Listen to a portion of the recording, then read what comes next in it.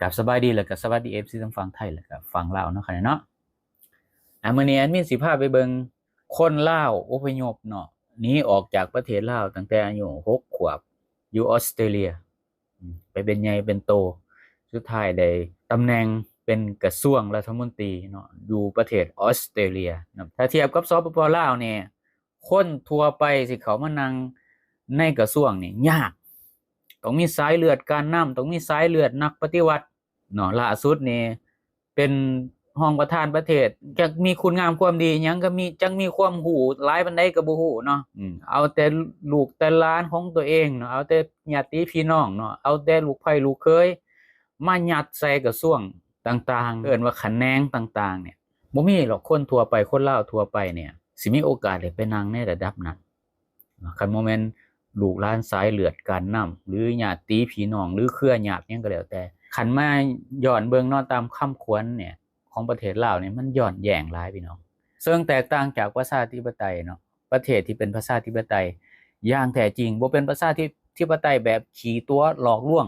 ไผเก่งแท้ถูกคัดเลือกถูกเลือกตั้งจังได๋มานั่งอยู่ในกระทรวงบ่ธรรมดาเด้เก่งแท้ประเทศนั้นแต่บ้านเฮาจักมีความสามารถส่ำใดบ่ฮู้เนาะขนาดประเทศเฮานี่ยังบ่ได้ระดับนี้เลยเนี่ยสำหรับคนทั่วไปนี่ตอกหนายเลยขนาดประเทศเขานี่เจริญแรงมีความวัฒนถาวรแรงเขาคือเอาคนอพยพว่าซั่นแล้วก็ตอกย้ำว่าประเทศเขาบ่มีการแบ่งแยกชนชั้นบ่มีดอกว่าโอ้สิไปเป็นพลเมืองชั้น2คือพวกมนุษย์ถ้ำมันเว้านั่นบ่มีแน่นอนแล้วก็ได้มาเป็นรัฐมนตรีเนาะเรื่องราวของเรานี่หรือว่าชื่อเราทานอนุรักษ์จันทิวงศ์เนี่ยบ่แม่นว่าเรื่องบังเอิญเด้พี่น้องบ่แม่นว่าไผจะขึ้นมาก็ขึ้นเด้พี่น้องมันต้องเก่งแท้แม่นบ่ล่ะแต่มันแม่นการต่อสู้ที่สร้างแรงบันดาลใจเนาะให้คนเอเชียทั่วโลกได้เห็นเนาะความสามารถหรือว่าอิหยังก็แล้วแต่ที่ได้มาอยู่ตำแหน่งนี้บ่ได้มาด้วยความบังเอิญแล้วก็บ่มีการแบ่งชนชั้นโอกาสมีให้ทุกคนอยู่ประเทศที่เป็นเสรีประชาธิปไตยเราหนีออกจากครอบครัวพ่อแม่พาหนีตัดสินใจถิ่มทุกอย่างอยู่ประเทศลาวเพื่อมาร่วมต้นใหม่เนาะเอาชีวิตให้รอดเนาะมีชีวิตใหม่เนาะอยู่แถวทางตะวันตกของซิดนีย์ซึ่งเป็นย่านชนชั้นกรรมกรอยู่แถวนั้นจ้ะพ่อแม่ของเราเนี่ยเฮ็ดเวียกหนักว่าซั่นในห้านขายเครื่องย่อยหรือว่าเคิ้นว่าเป็นขายเครื่องของซ้ำนั่นแหละเพื่อส่งเสียให้เรานี่ร่ำเรียนเนาะให้ได้เรียนสูงๆถ้าอนุรักษ์นี่เติบใหญ่ขึ้นมานี่พร้อมกับการเห็นความลำบากกับการช่วยเหลือกันในชุมชนซึ่งว่าเนาะในจุดนี้นี่ที่เฮ็ดให้เรานี่อยากก้าวเข้าสู่เส้นทางการเมืองก็เลยกลับมาเป็นนักการเมืองพี่น้องเพื่อรับใช้ประชาชนเนาะความเก่งของเรานี่เนาะ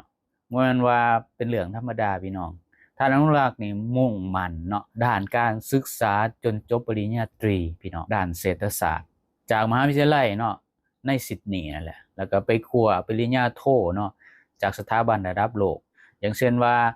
LSE หรือว่าดอนลอนเนาะได้ไปเรียนอยู่ลอนดอนพุ่นมาพี่น้องก่อนจะกลับมาเฮ็ดเวียกเป็นนายธนาคารแล้วก็เริ่มก้าวเข้าสู่การเมืองท้องถิ่นสมัครเป็นนักการเมืองเราเนี่ยได้เริ่มต้นจากการเป็นเทศมนตรีเนาะจะได้รับเลือกตั้งเป็นสมาชิกสภาผู้แทนราษฎรเนาะในการผลักดันเนาะแรงงานในปี2023พี่น้องเมื่อพรรคแรงงานเนี่ยชนะการเลือกตั้งในรัฐนิวเซาท์เวลส์นะพี่น้องท่านอนุรักษ์เนี่ยได้รับความไว้วางใจเนาะในการดำรงตำแหน่งพี่น้องรัฐมนตรีว่าการกระทรวงอุตสาหกรรมและก็การค้ารวมทั้งกระทรวงวัฒนธรรมและก็วิทยาศาสตร์นำอีกโอ้ควบ2ตำแหน่งพี่น้องภารกิจของเรานี่แม่นการเบิงแย่งเศรษฐกิจในออสเตรเลียของรัฐซึ่งนครซิดนีย์นี่เป็นศูนย์กลางเนาะซึ่งถือว่าเป็นเขตเศรษฐกิจที่สำคัญที่สุดแห่งหนึ่งของประเทศออสเตรเลียพี่น้องสิ่งที่เฮ็ดให้น่าประทับใจเนาะเรานี่มักจะเว้าเนาะเสมอว่าประเทศออสเตรเลียนี่แม่นดินแดนแห่งโอก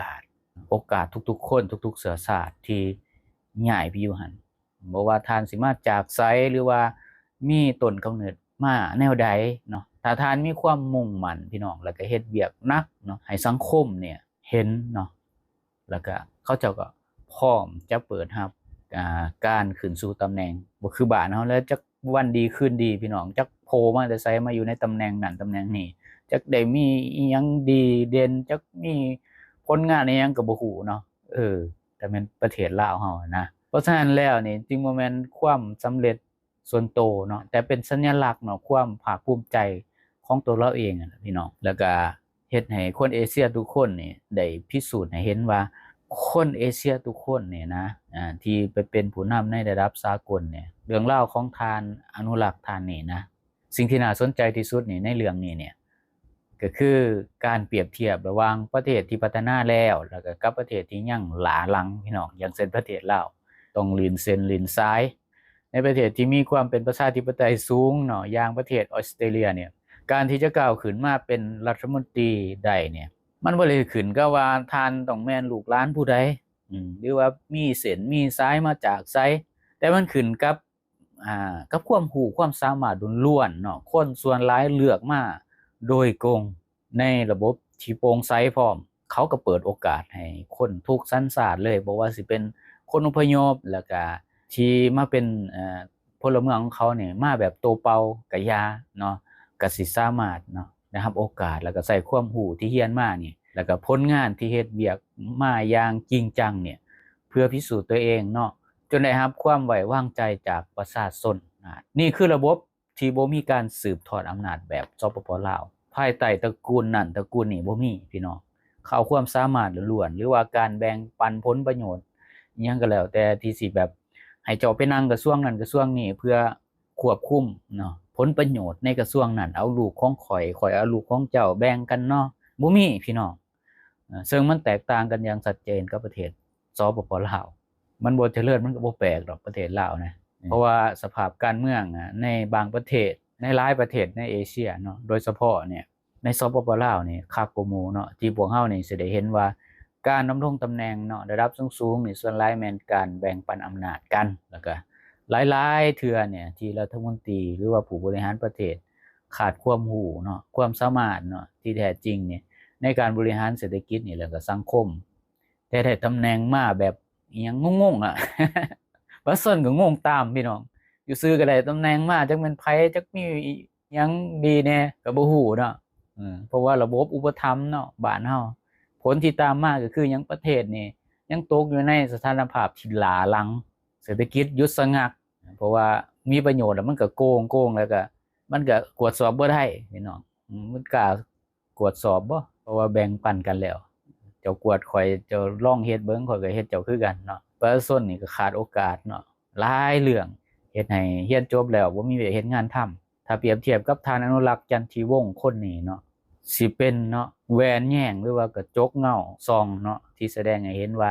ถ้าระบบการเมืองดีแล้วก็มีการเปิดกว้างคนลาวบ่ว่าสิอยู่ในระดับใดอยู่ประเทศใดก็อย่า